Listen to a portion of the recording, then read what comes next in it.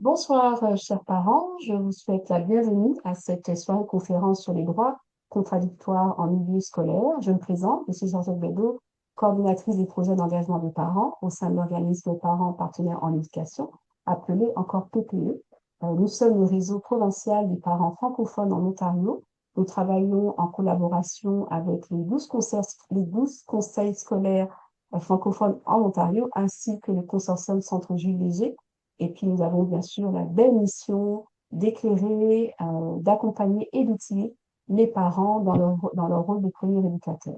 Alors, merci beaucoup d'avoir pris le temps pour être avec nous ce soir. Avant d'entrer dans le vif du sujet, j'aimerais bien sûr procéder à une reconnaissance des territoires et reconnaître que le siège social des PPE à Ottawa se situe sur le territoire traditionnel des nations algonquines, Anishinaabe et Mohawk, présentes en ces lieux depuis des temps immémoriaux et demeurent encore présentement. Nous tenons à souligner que notre travail, ainsi que le travail de nos partenaires provinciaux, s'effectue sur ces territoires ancestraux autochtones où 46 traités et autres accords ont été décidés. Nous sommes honorés d'être capables de vivre et de travailler sur ces territoires connus aujourd'hui comme l'Ontario. Nous remercions les Premières Nations, les Métis, les Inuits pour leur dévouement à ces territoires et nous affirmons notre engagement, notre solidarité et notre responsabilité envers l'amélioration des relations avec ceux-ci. Alors, je souhaiterais bien sûr remercier Monsieur Yasser Boukra, le commissaire en équité et droits de la personne du CPO, qui est à l'initiative de cette conférence, dans le but, bien sûr, de créer un environnement sain, accueillant et propice à l'émancipation des enfants et de leurs familles. Je vais justement passer la parole à Monsieur Yasser, qui va nous dire quelques mots d'introduction. Monsieur Yasser, à vous la parole. Merci Georgette pour la belle introduction. Donc, chers parents, bonsoir à tous et à toutes. Bienvenue à cet atelier. Comme vous le savez, vous êtes des parents, donc la priorité absolue est le bien-être, la sécurité, la réussite des enfants, vos enfants. Chaque jour, donc quand vous les envoyez à l'école, avant, avec la certitude que leurs droits, leur identité, leurs valeurs sont respectés. Le milieu scolaire est un microcosme de notre société, hein, un espace vibrant de diversité où se côtoient des vécus, des croyances et des besoins variés. C'est précisément au cœur de cette diversité que surgit parfois un défi juridique et humain complexe, celui des droits contradictoires, qu'on va l'aborder ensemble ce soir. Et face à ces zones grises qui peuvent susciter de l'inquiétude ou de l'incompréhension chez vous, les parents, en tant que parents, le système scolaire ne vous laisse pas sans repère. Donc c'est ici qu'intervient un acteur clé, qui est mon rôle. J'occupe le poste de commissaire en équité des droits de la personne au CPO. Mon rôle, c'est de ne pas prendre parti, mais d'agir comme un pilier de justice et de neutralité, de vous accompagner. Donc, mon mandat consiste à vous guider, vous outiller, outiller aussi l'école pour analyser les situations complexes de manière objective et aussi assurer un processus équitable où chaque voix, y compris la vôtre, est entendue, respectée. Et le but ultime, c'est de rechercher des accommodements raisonnables ou des solutions de compromis qui respectent avant tout la dignité de chacun, chaque élève, sans compromettre la sécurité ou l'inclusion. Ce soir, je donne l'atelier en collaboration avec Maître Patrick Touagira-Izou. Je cède la parole à Patrick qui va aborder la présentation et le thème en question. Certainement après la présentation, si vous avez des questions ou vous avez des commentaires, n'hésitez pas à les poser dans le clavardoir ou après la réunion, on va vous permettre que vous partagez avec nous vos questions de vive voix. Je vous remercie. Donc, je cède la parole à Maître Patrick pour commencer la présentation. Merci beaucoup, Yasser. Bonjour tout le monde et merci de vous être joint à la présentation de ce soir. Nous allons parler de différentes questions entourant les droits contradictoires ou les droits en concurrence aujourd'hui.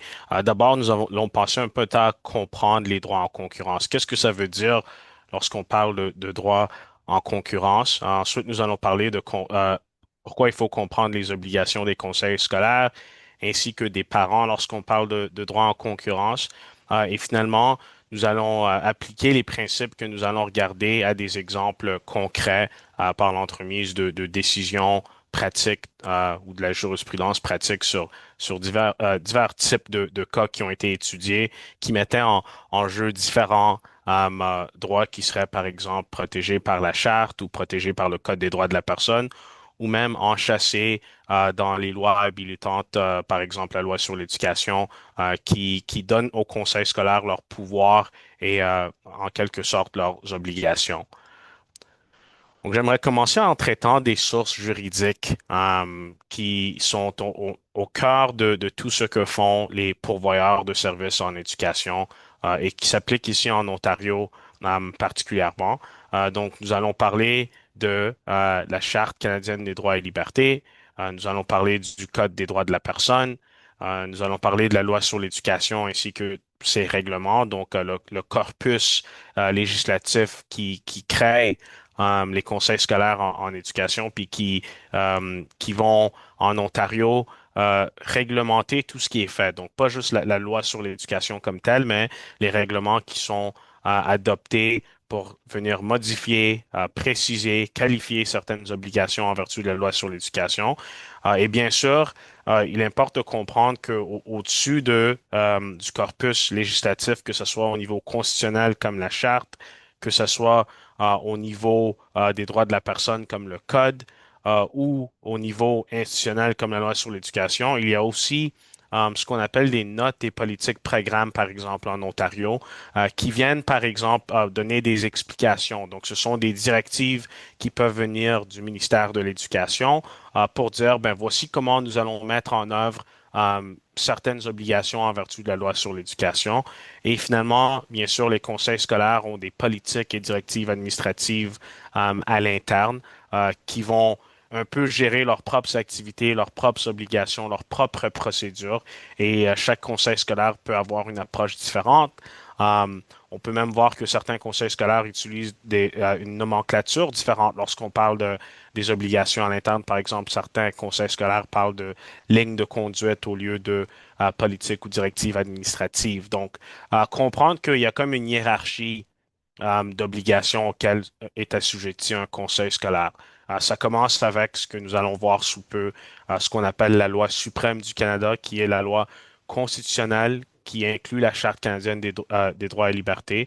Nous avons ensuite le Code des droits de la personne, qui est un système de législation qu'on traiterait de quasi-constitutionnel, c'est-à-dire que ça n'a pas la même portée qu'une loi constitutionnelle, mais son contenu est tellement important et défend des droits tellement importants que on lui donne presque un statut de quasi-constitutionnalité, qui veut dire que tout ce que fait un conseil scolaire doit être conforme au Code des droits de la personne et bien sûr les autres sources que je viens de mentionner. Donc, nous allons commencer avec la charte. Et je suis certain que plusieurs d'entre vous ont déjà entendu parler de la Charte canadienne des droits et libertés, déjà entendu parler des obligations qu'elle enchâsse. Euh, mais c'est vraiment de comprendre que la Charte canadienne des droits et libertés énonce les droits et libertés que les Canadiens estiment essentiels au maintien d'une société libre et démocratique. Donc, c'est quelque chose qui, comme vous savez probablement tous, a été adopté en 1982.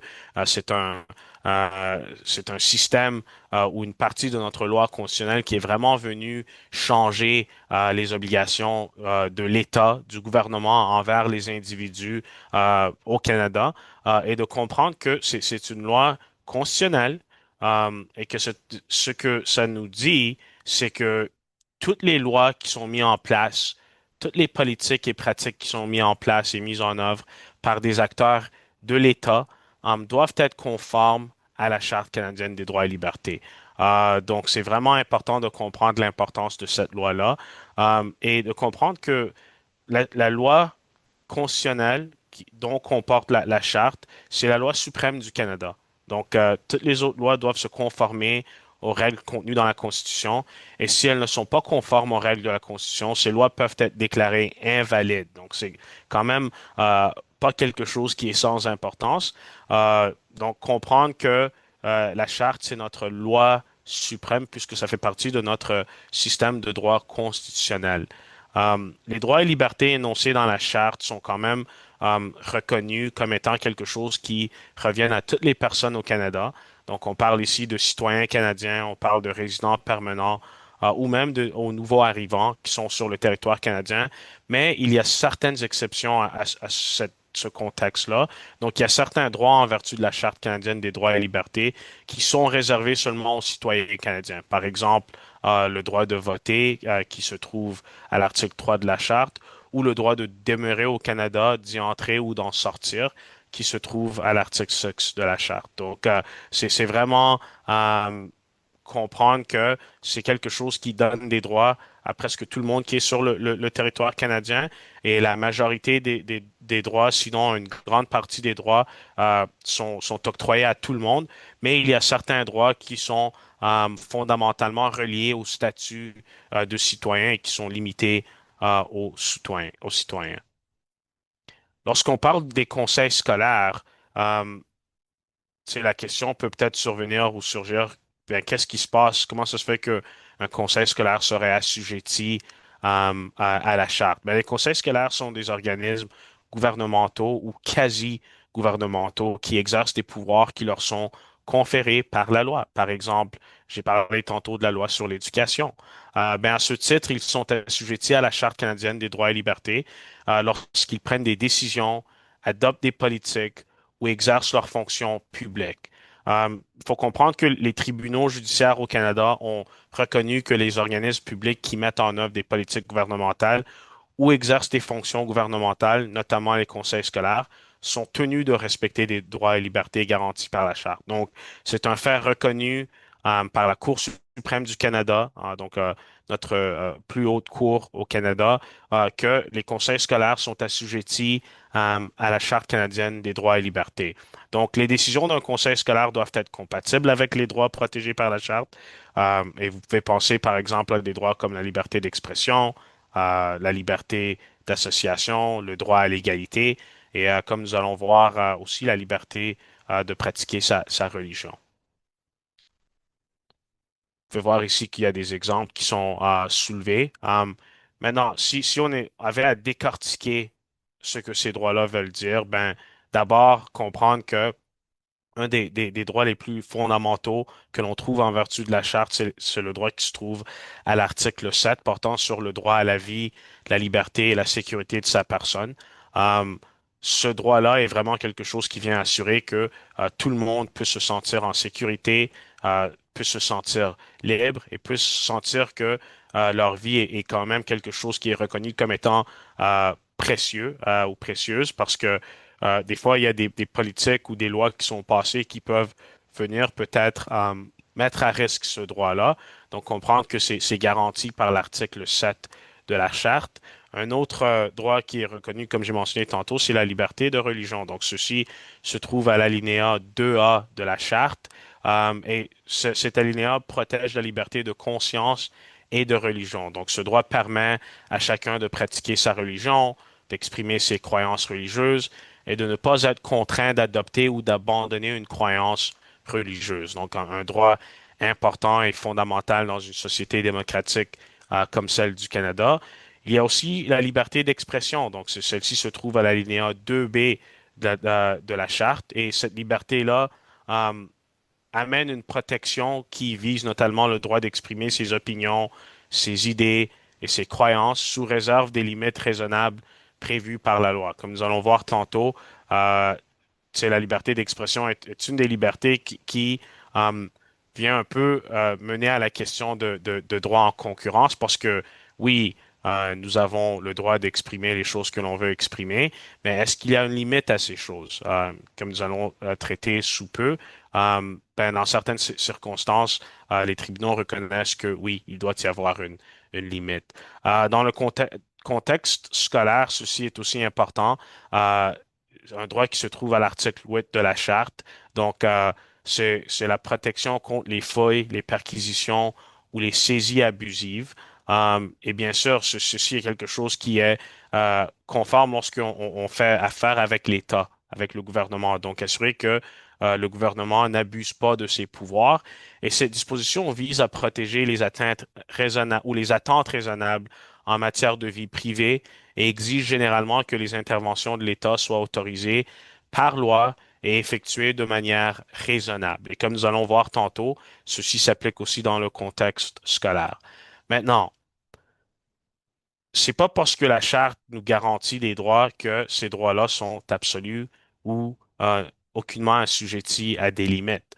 Euh, En vertu de l'article premier de la Charte, une atteinte à un droit peut être justifiée lorsqu'elle constitue une limite raisonnable prescrite par une règle de droit et dont la justification peut se démontrer dans le cadre d'une société libre et démocratique. Donc, qu'est-ce que ça veut dire? Ça veut dire que les droits et libertés garantis par la Charte ne sont pas absolus.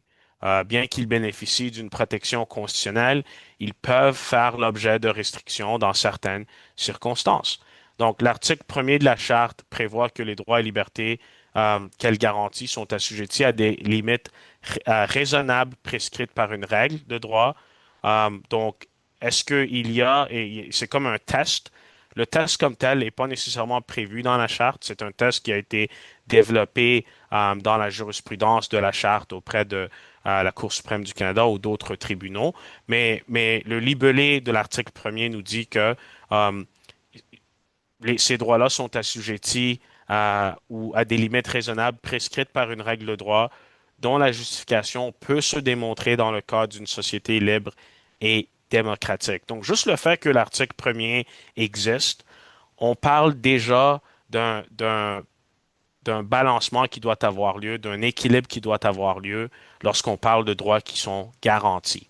Donc, s'il y a des droits garantis, ben, il y a peut-être d'autres obligations, d'autres droits qui reviennent à d'autres personnes dans une société démocratique, qui veulent dire que il peut qu'il y ait des contradictions entre ou une concurrence entre le droit que tu as garanti en vertu de la charte et le droit d'autres personnes ou des objectifs nécessaires dans le contexte d'une société démocratique. Donc déjà là, on peut voir qu'il y a une tension qui existe dans le libellé même de la charte qui nous dit qu'il faut un système d'équilibre pour assurer que les droits puissent se contrebalancer ou qu'on prenne une approche raisonnable pour adresser les concurrences qui peuvent avoir lieu. Donc, ce que cela veut dire, c'est que un gouvernement ou un organisme public peut, dans certaines situations, restreindre l'exercice d'un droit protégé par la charte s'il est en mesure de démontrer certains éléments. Et quels sont ces éléments? Ben, d'abord, il faut démontrer que il y a un objectif urgent et réel qui est poursuivi par l'acteur de l'État, disons. Il faut démontrer qu'il existe un lien rationnel entre la mesure adoptée et cet objectif-là. Ce que ça veut dire, c'est que la mesure prise pour limiter le droit doit avoir un lien avec l'objectif en question pour démontrer que c'est pas aléatoire, c'est pas quelque chose qui est fait de manière arbitraire.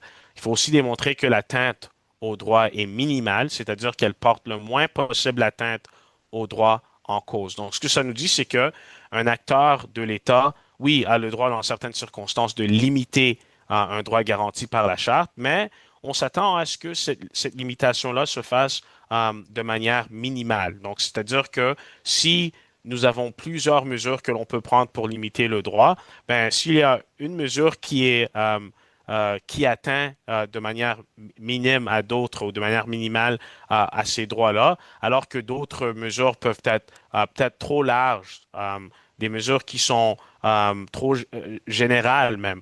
Les tribunaux vont regarder cela de manière très proche pour dire, ben, si on n'est pas convaincu que ce que vous avez fait était la manière euh, la plus équilibrée d'atteindre votre objectif parce que vous aurez pu faire quelque chose qui limite moins ou limite de manière plus restreinte le droit en question, au lieu de dire que vous avez un peu une carte blanche pour faire ce que vous voulez pourvu que c'est dans l'objectif qui est soulevée par l'acteur étatique. Donc, c'est de comprendre que l'article premier vient limiter cela.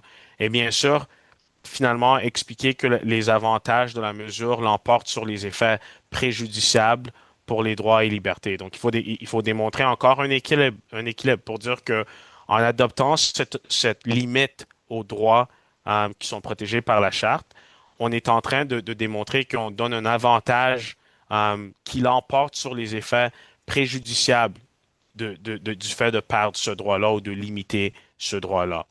Donc, un exemple parfait serait la liberté d'expression, parce que cette liberté-là ne protège pas toutes les formes d'expression dans toutes les circonstances.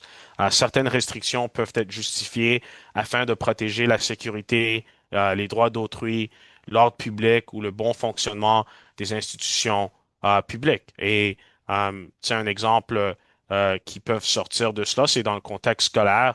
C'est quelqu'un a le droit d'exprimer de manière libre leurs pensées. C'est vrai, ils ont un droit à une liberté d'expression, mais comme vous savez, dans le contexte scolaire, nous avons aussi des lois qui protègent contre l'intimidation. Nous avons des politiques et directives administratives au sein du conseil ou au sein d'une école, le code de vie d'une école, le code de conduite d'une école, qui vient dire que ben on va intervenir. Donc, si un élève communique des grossièretés envers les membres du personnel, envers ses camarades de classe, si l'élève est en train de dire des choses qui sont discriminatoires, ben, dans ce cas-là, la loi sur l'éducation permet à un conseil scolaire de mettre en place des mesures disciplinaires qui peuvent être des suspensions, qui peuvent mener à des renvois, parce que l'élève est en train de dire des choses qui vont au-delà de juste exprimer ou d'exercer sa liberté d'expression. Donc, cela est un exemple parfait. Tu sais, le conseil scolaire a une obligation de respecter la liberté d'expression, mais cette liberté se limite à des cas d'intimidation ou des cas de propos que l'on ne peut pas accepter dans un contexte scolaire et dans un milieu d'apprentissage. Donc, c'est important de comprendre que oui, la charte protège des droits fondamentaux qui sont importants, mais elle reconnaît également qu'aucun droit ne peut être exercé de façon illimitée lorsque cela porterait atteinte aux droits d'autrui ou à des objectifs publics légitimes.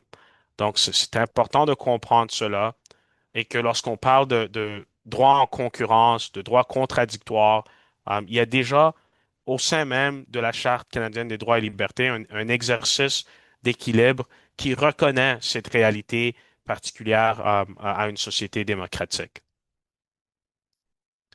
Maintenant, l'autre corpus législatif que j'ai mentionné tantôt était le Code des droits de la personne. Le Code des droits de la personne est un peu différent de la Charte canadienne des droits et libertés. D'abord, la Charte est une loi constitutionnelle, comme j'ai dit, une loi suprême, disons, mais la Charte s'applique seulement à des acteurs gouvernementaux, des acteurs qui ont des fonctions gouvernementales et dont un conseil scolaire. Mais le Code des droits de la personne s'applique pas mal à tout pourvoyeur de services en éducation, à tout pourvoyeur de services, même dans le contexte privé, toute relation d'emploi que l'on peut retrouver, et même d'autres circonstances, par exemple des situations de propriétaires et locataires, ou des contrats entre individus. Mais le Code des droits de la personne, c'est une création législative qui vient interdire les actions qui constituent de la discrimination contre certaines personnes en fonction d'une caractéristique protégée dans un domaine social protégé. Donc, les motifs qui sont protégés, vous les connaissez peut-être déjà, mais c'est des choses qu'on voit et qu'on entend à tous les jours. Donc, on sait que on peut pas discriminer contre quelqu'un en raison de leur race, en raison de leur lieu d'origine, en raison de leur orientation sexuelle, euh, en raison de leur âge. Donc, c'est vraiment le code vient protéger des agissements qui sont discriminatoires en fonction de ces motifs protégés-là. Ben, qu'est-ce que ça veut dire? Ça veut dire que quelqu'un peut vivre quelque chose qui semble être injuste, euh, mais pour que ça soit protégé en vertu du Code des droits de la personne, il faut que ça soit relié à un de ces motifs-là. Un exemple parfait pourrait être que, tu sais, si je vais à un restaurant, par exemple, puis on me refuse l'entrée au restaurant, puis on me dit, ben, on ne te laisse pas entrer dans ce restaurant-là parce que on ne te trouve pas très beau. Euh, ben, quelqu'un pourrait dire, ceci est discriminatoire, je vais poursuivre ce restaurant-là en vertu du code, mais le restaurant pourrait se retourner et dire, ben, le tribunal des droits de la personne qui traite des cas qui sont déposés en vertu du code, des cas de discrimination, n'a pas de compétence sur ma situation de fait parce qu'il n'y a rien dans ce que j'ai vécu qui vient, euh, qui vient déclencher un de ces motifs prohibés-là. Maintenant, si j'allais au même restaurant, j'avais une interaction similaire et quelqu'un me disait, ben, on te laisse pas entrer dans ce restaurant parce qu'on ne laisse pas des personnes de race noire dans notre restaurant. Ben, ça, c'est différent. Ça, c'est quelque chose de plus concret, pouvant démontrer potentiellement une situation de discrimination fondée sur un des motifs prohibés du code, dont la race.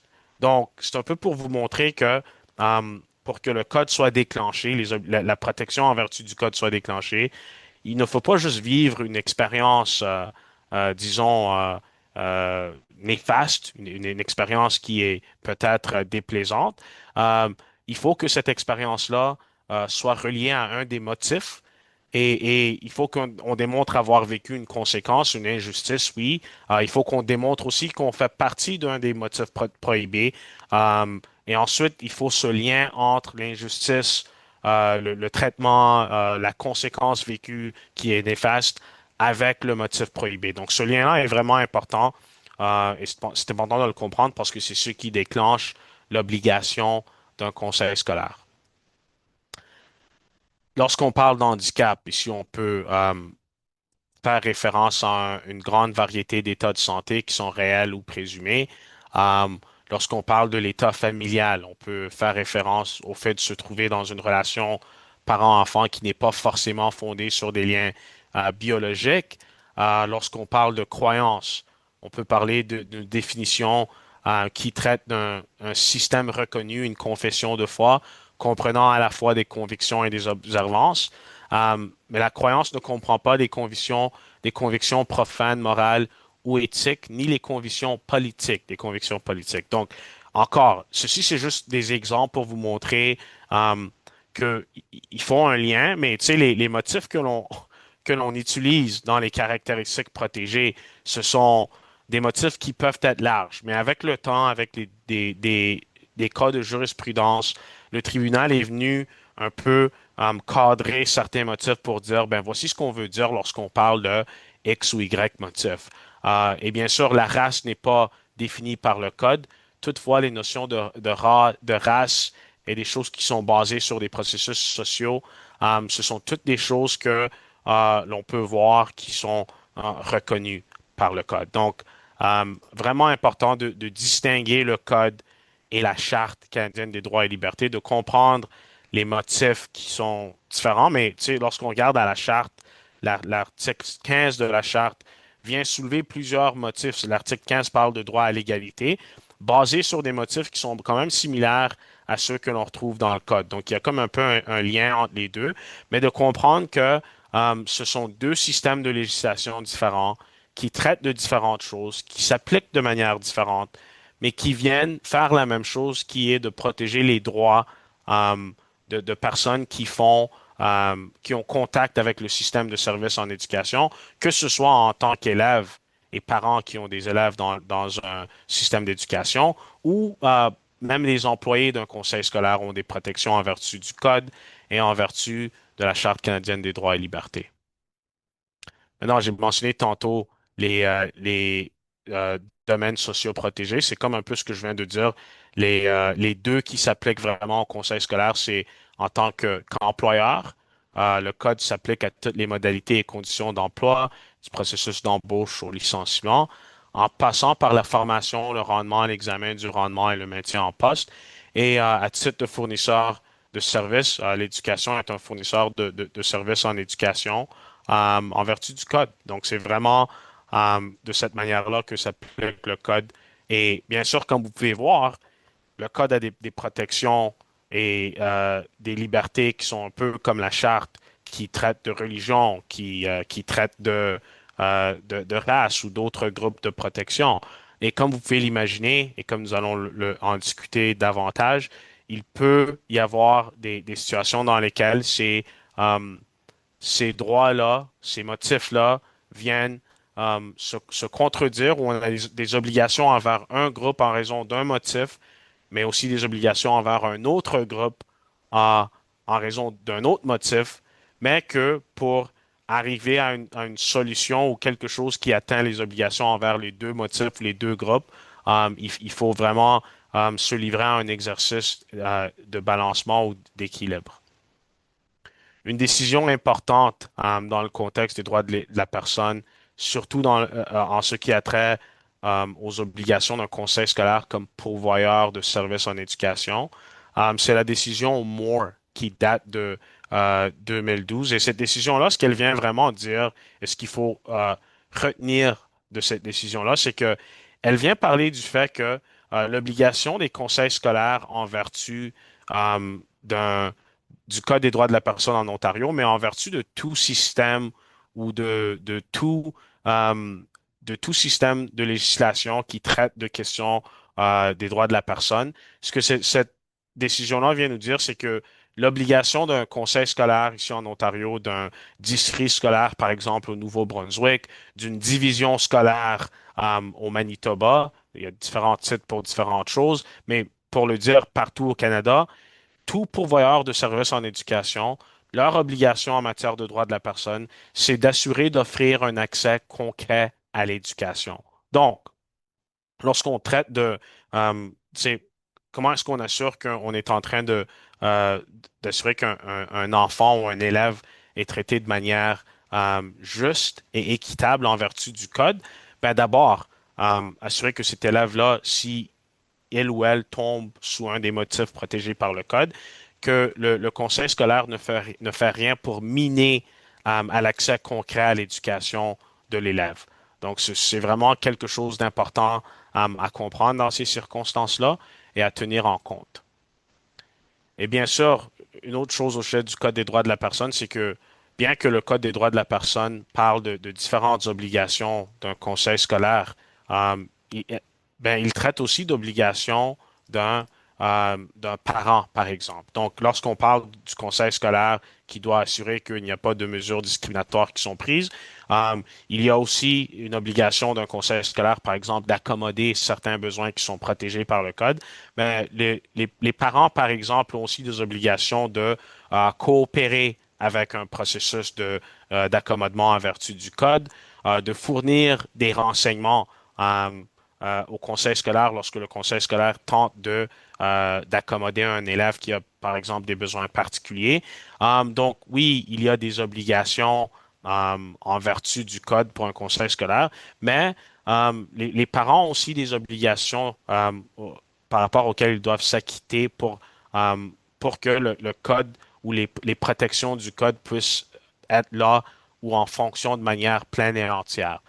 Donc, par exemple, un parent qui ne coopère pas avec le conseil scolaire pour fournir des renseignements au conseil scolaire pour que le conseil puisse accommoder son enfant, mais ce parent-là ne peut pas dire qu'un conseil scolaire a agi de manière discriminatoire ou a omis d'accommoder son enfant si le parent n'a pas travaillé avec l'école ou le conseil pour donner les renseignements nécessaires pour explorer les possibilités ou les options et mesures d'accommodement.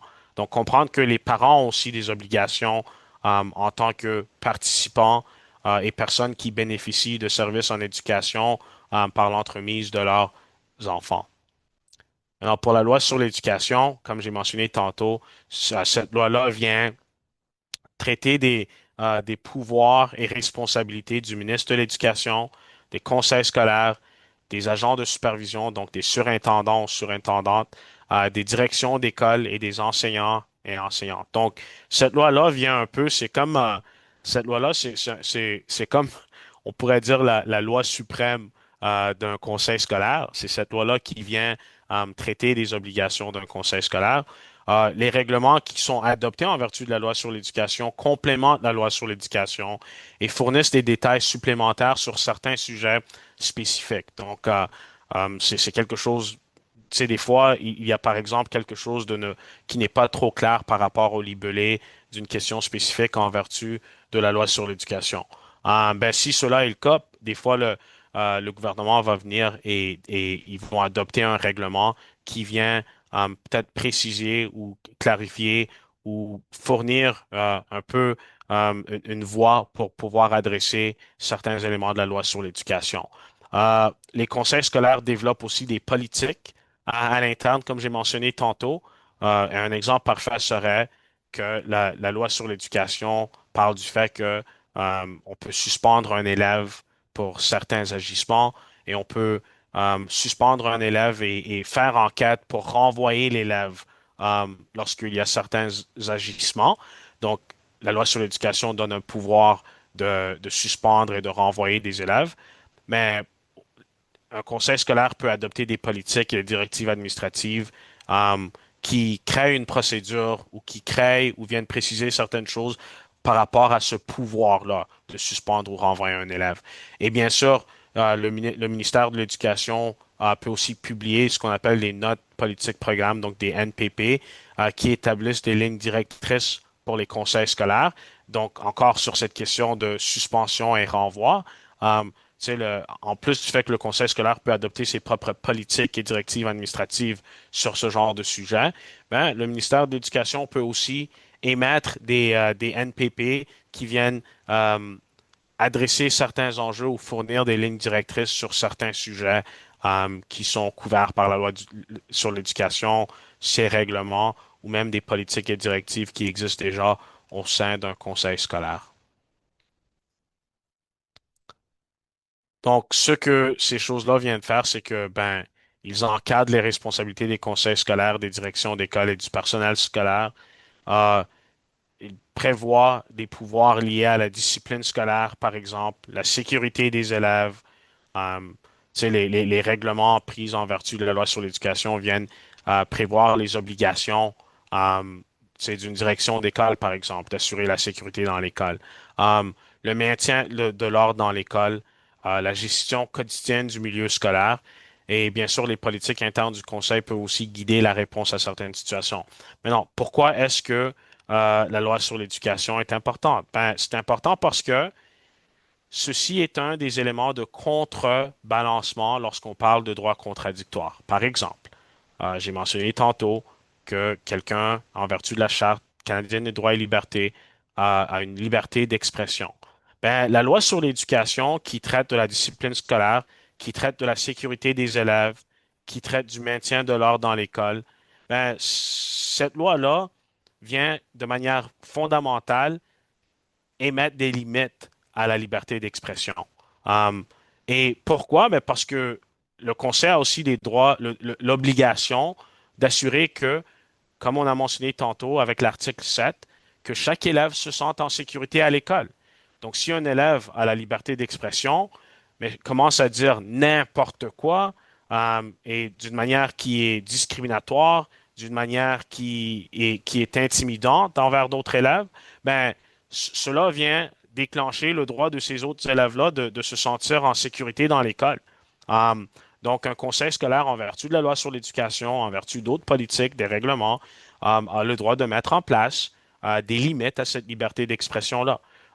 Donc, on peut voir comment, dans le contexte d'un domaine scolaire, et Asser en a mentionné tantôt que une école est un peu comme un microcosme de la société. Ben, c'est un peu euh, la loi sur l'éducation et les autres obligations et sources législatives viennent permettre à un conseil scolaire de dire, OK, ben, c'est comme une société, puis dans une société, nous avons des droits, mais ces droits-là sont quand même assujettis aux autres droits d'autres personnes.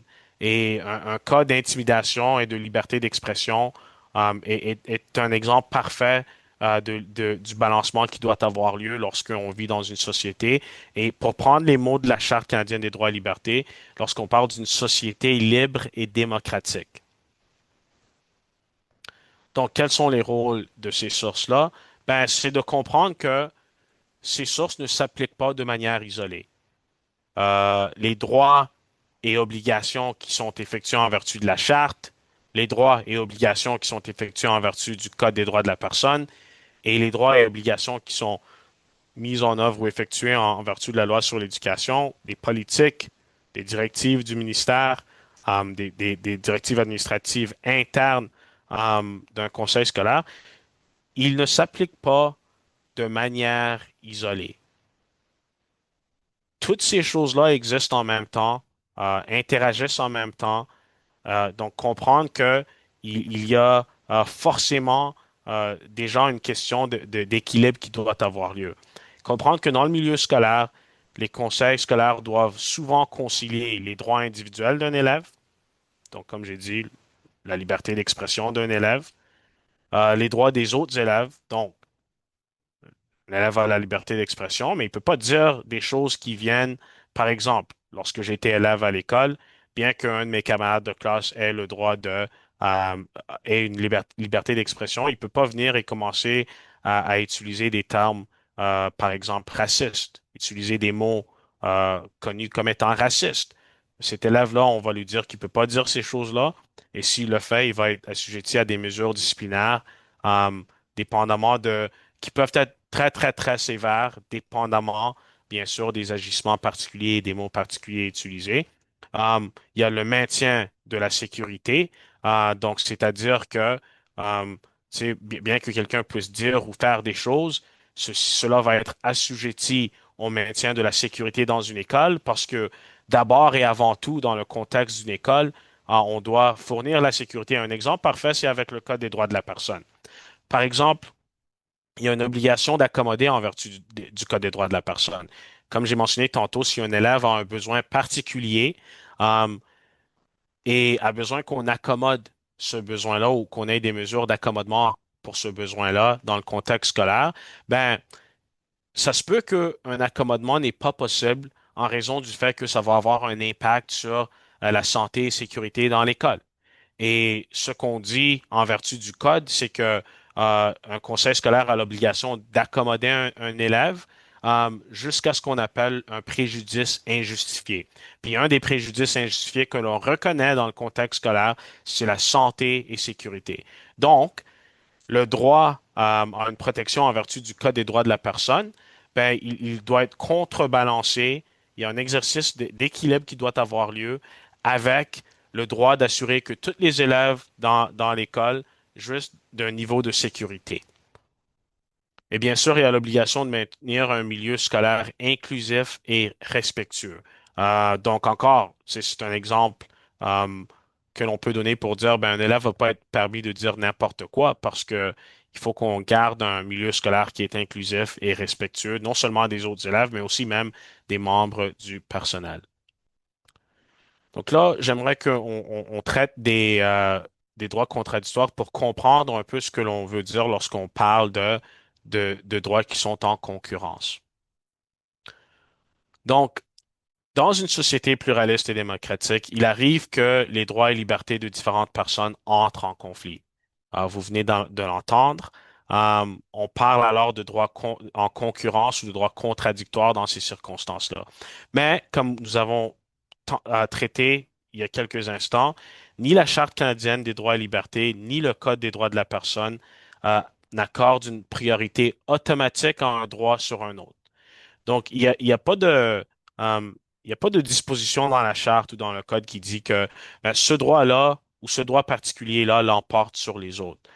Donc, lorsqu'il y a un conflit entre des droits, il est nécessaire de procéder à une analyse contextuelle afin de concilier les droits en cause dans la mesure du possible. Donc, l'objectif n'est généralement pas de détenir ou de déterminer que le droit euh, ou qu'un certain droit gagne ou l'emporte sur l'autre, mais plutôt de chercher une solution qui respecte le plus possible chacun des droits en jeu. Donc, les tribunaux et les organismes décisionnels tentent d'abord de déterminer si les droits invoqués sont réellement protégés par la charte ou le code. Donc, c'est un peu le premier niveau de cette analyse-là. Ben, est-ce qu'il y a vraiment une protection qui est déclenchée dans le contexte particulier? Et ensuite, on cherche à évaluer si la nature et l'importance de l'atteinte alléguée euh, nécessitent une mesure particulière ou une approche particulière. Ils vont ensuite examiner s'il existe des mesures qui permettent de concilier les droits de façon raisonnable. Donc, il y a comme un processus ici qui a lieu. Puis, la Commission ontarienne des droits de la personne, ce qui est une commission qui vient un peu euh, qui a un rôle, disons, de porte-parole sur la question de droits de la personne. Euh, Cette commission-là est indépendante du tribunal des droits de la personne, mais émet des politiques sur des questions de discrimination selon différents motifs. Puis cette commission-là nous parle de droits contradictoires, puis nous dit que ces droits-là surviennent généralement lorsque des parties prétendent que l'exercice de droits ou libertés protégés par une personne porte atteinte aux droits et libertés d'autres personnes. Donc, l'objectif n'est pas de déterminer automatiquement quel droit l'emporte, mais de trouver une solution raisonnable, proportionnée et fondée sur le contexte lorsqu'on traite de droits contradictoires. Donc, comme vous m'avez entendu dire il y a quelques instants, les droits sont rarement exercés de manière isolée. Une mesure protégée ou prise pour protéger un droit peut avoir un effet sur les droits d'autres élèves ou sur le personnel. Et les conseils scolaires sont forcément obligés d'équilibrer les droits qui sont en concurrence. Euh, et une approche ici à comprendre lorsqu'on veut traiter quand on a des situations de droit en concurrence, quelle est la procédure qui est prise, l'analyse, le cadre d'analyse. Puis ça peut dépendre, ça va toujours dépendre des circonstances particulières. Donc, ce que je vous dis est quelque chose de général, euh, ce n'est pas quelque chose de spécifique, mais de comprendre que d'abord, un conseil scolaire va vouloir identifier les droits et intérêts en jeu, ils vont vouloir évaluer les obligations envers les personnes concernées, ils vont vouloir examiner l'impact concret de chaque droit sur les autres personnes et sur le milieu scolaire. Ils vont vouloir chercher une solution qui respecte autant que possible les droits de chacun. Et bien sûr, la décision sera fondée sur un processus objectif, raisonnable et contextualisé. Donc, ce qu'on peut voir, c'est qu'il y a un exercice ici et un équilibre qui doit avoir lieu euh, afin d'assurer qu'on a quelque chose d'objectif et de raisonnable comme approche qui est prise pour adresser ce genre d'enjeu-là. Par exemple, un conseil scolaire peut être appelé à concilier la liberté de religion d'un élève ou d'un parent avec le droit d'autres élèves à l'égalité et à un environnement scolaire exempt de discrimination. De même, la liberté d'expression d'un élève ou d'un membre du personnel peut devoir être mise en balance avec l'obligation d'un conseil scolaire de maintenir un climat scolaire sécuritaire, respectueux et inclusif pour tous. Donc, dans de telles situations, euh, les conseils scolaires ne vont pas généralement privilégier automatiquement un droit au détriment d'un autre droit, comme je viens de vous l'expliquer. Il est plutôt question de procéder à une analyse contextuelle et équilibrée des droits en jeu. Et cette analyse euh, va nous mener à identifier précisément les droits revendiqués, de déterminer si ces droits sont véritablement engagés par les faits de l'affaire ou de la situation, puis d'évaluer la nature et l'importance des atteintes alléguées, avant de prendre une décision qui est basée sur un processus objectif, raisonnable et contextualisé. Donc, la gestion des droits concurrents dans le contexte scolaire exige un exercice constant d'équilibre entre les droits individuels et les responsabilités institutionnelles du conseil scolaire dans le respect des principes d'équité, d'inclusion et de non-discrimination. Donc, ce contexte-là est important. Et bien sûr, tout ce que je viens de vous mentionner pendant la dernière heure, disons, est quand même, tu sais, c'est assez abstrait parce que je vous parle de droit, je vous parle de principes, je vous parle euh, de libellé de loi constitutionnelle et du Code des droits de la personne, la loi sur l'éducation. Mais tu sais, que sont des exemples pratiques de droits contradictoires? Et c'est là où nous allons maintenant procéder. Donc, j'aimerais commencer en vous parlant d'une décision de la Cour suprême qui date de 1998. Et cette décision-là est une décision dans laquelle une direction adjointe avait reçu de l'information selon laquelle un élève aurait de la drogue à l'école. Euh, L'élève a été appelé au bureau de la direction. Euh, la direction adjointe a procédé à une fouille de l'élève et un policier était présent, mais la fouille a uniquement été menée par la direction adjointe. La fouille, après avoir été effectuée, a permis de trouver de la marijuana dans le bas de l'élève. Donc, ceci est important. Tantôt, je vous ai parlé de l'article 8 de la Charte qui protège contre des fouilles et saisies abusives. Euh, donc, la Cour suprême a été portée à adresser cette question. Est-ce que les droits de l'élève en vertu de la Charte canadienne des droits et libertés ont été d'une quelconque manière restreinte ou est-ce qu'il y a eu une violation de ces droits-là, notamment la, le droit ou la protection contre les fouilles et saisies et perquisitions abusives. Et ce que la Cour suprême a dit était que euh, la fouille était raisonnable. La fouille qui a eu lieu dans ces contextes-là était raisonnable parce que les élèves conservent une attente raisonnable de vie privée à l'école, oui. Il y a une attente de vie privée à l'école, notamment en vertu de l'article 8 et aussi même en vertu de l'article 7 de la Charte canadienne des droits et libertés, mais cette attente est réduite dans le contexte scolaire.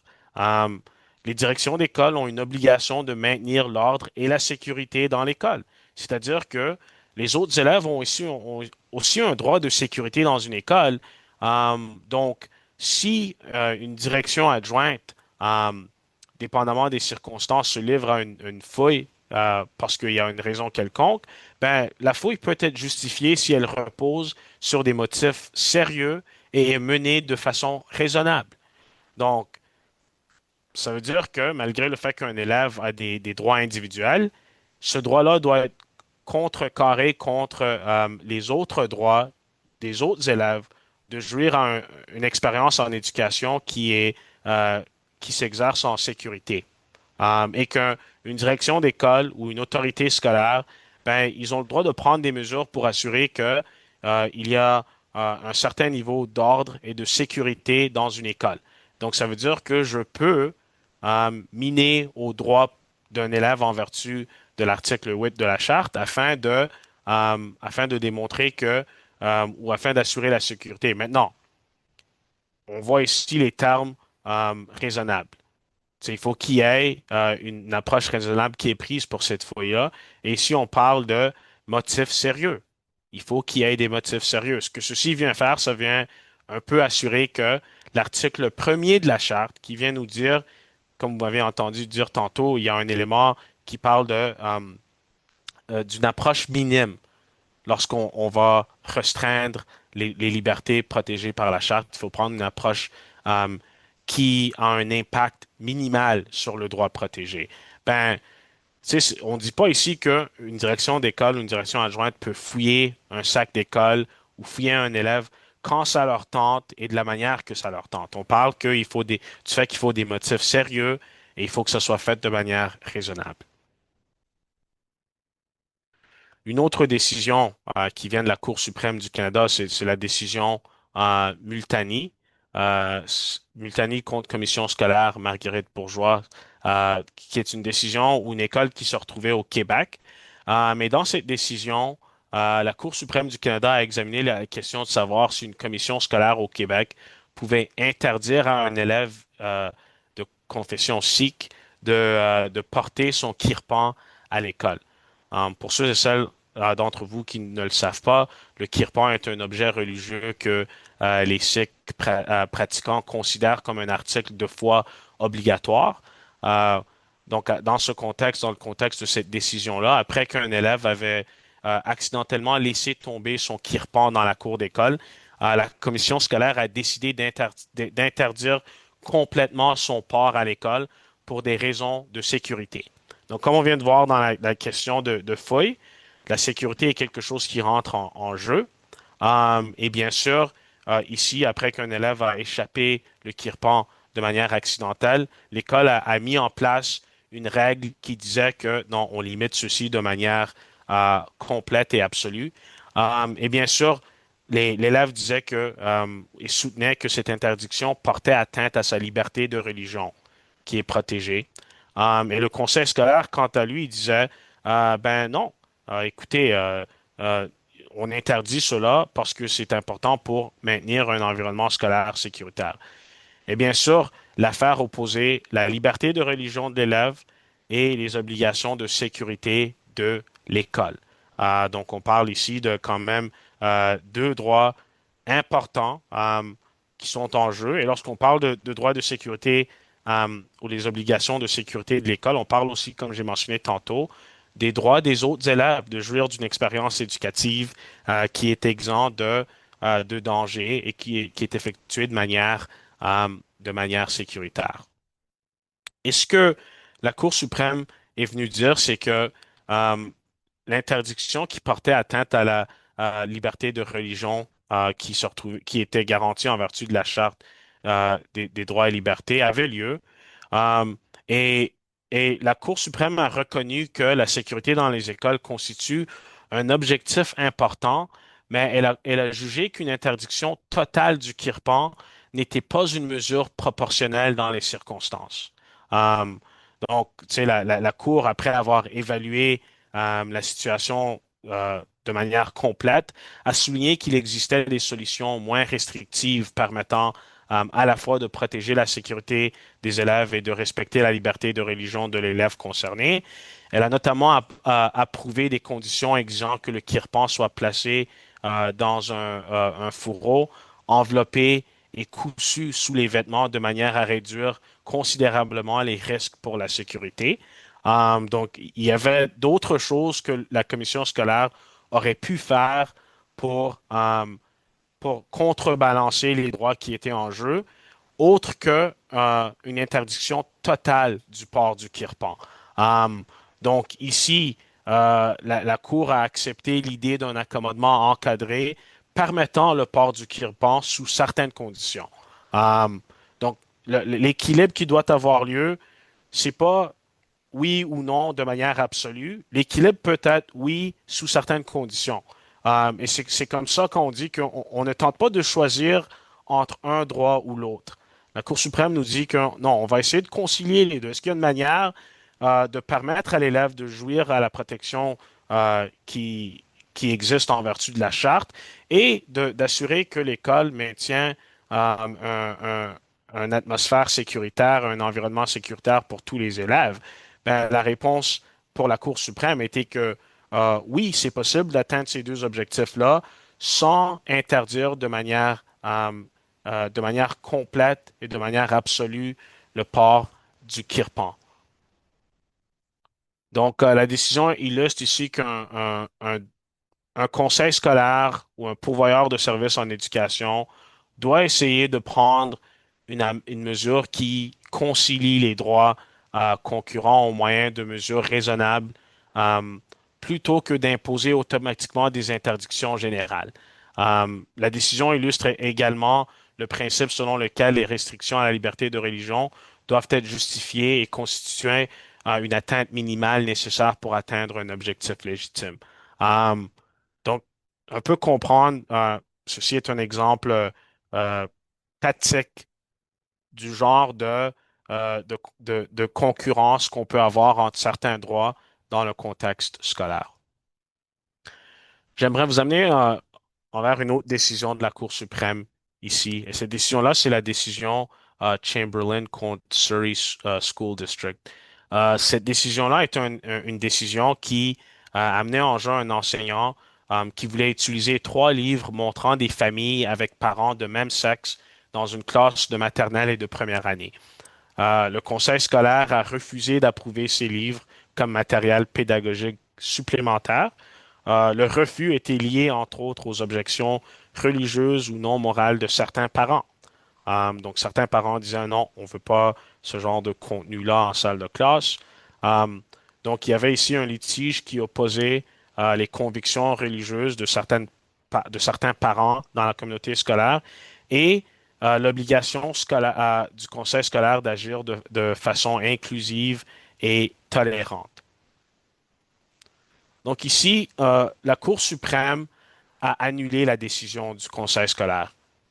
et a déterminé que le Conseil n'avait pas appliqué correctement les critères prévus par la loi scolaire et ses propres politiques pour approuver le matériel pédagogique. Donc, ceci est une décision qui n'est pas revenue sur la question de la charte. Maintenant, il y a un élément de ce processus-là qui a déclenché des questions reliées à la charte, mais la Cour suprême s'est tenue à la loi traitant sur les questions scolaires, donc ce qui aurait été l'équivalent de la loi sur l'éducation en Ontario, pour dire, ben, écoutez, vous avez déjà euh, des obligations et des critères qui sont en place en vertu de votre loi habilitante qui traite des matières en éducation, un peu comme la loi sur l'éducation, et vous avez même des politiques internes euh, qui traitent de matériel pédagogique. Comme j'ai mentionné tantôt, il y a une hiérarchie. Il y a la charte, il y a le Code des droits de la personne, il y a la loi sur l'éducation, il y a des directives ministérielles et il y a des politiques et directives administratives internes à un conseil scolaire. Et ici, la Cour suprême du Canada a traité euh, du système législatif traitant l'équivalence de la loi sur l'éducation et des politiques internes du conseil scolaire en cause. Et la Cour suprême a souligné que les écoles publiques doivent transmettre des valeurs de tolérance, de respect et d'inclusion. Que c'était en fait, ça faisait partie des obligations de de ce conseil scolaire-là, de ce district scolaire-là, en vertu de leur version de la loi sur l'éducation. Et que selon des obligations enchâssées dans cette loi-là, on pouvait reconnaître que il y avait une obligation de respecter certaines valeurs et de promouvoir certaines valeurs de tolérance, de respect et d'inclusion. Et la Cour a aussi reconnu que les objections religieuses ou morales de certains parents ne permettaient pas à elles seules d'exclure du matériel représentant certaines familles, euh, dont on pouvait retrouver dans la communauté scolaire de ce conseil-là. Donc, ces trois décisions viennent vous donner des exemples concrets du genre de choses qu'on peut voir lorsqu'on parle de droits contradictoires et que ces droits contradictoires-là peuvent être basés sur différentes obligations juridiques ou sources juridiques et législatives. Ça peut être la charte, ça peut être le Code des droits de la personne, ça peut même être des obligations qui découlent de la loi sur l'éducation ou des politiques et directives euh, émises par le ministère de l'Éducation ou le conseil scolaire lui-même. Donc, c'est pas mal ça pour ce que j'avais à dire pour la présentation d'aujourd'hui. Et bien sûr, s'il y a des questions, je suis bien heureux de les prendre, mais j'aimerais juste préciser que, bien sûr, la présentation d'aujourd'hui ne constituait pas un avis juridique sur une quelconque question. C'était juste de l'information générale pour comprendre un peu ce sujet dans le contexte scolaire. Et par conséquent, bien que je suis heureux de répondre à vos questions de manière générale, je ne vais pas entrer dans des détails ou fournir des avis juridiques en répondant à vos questions.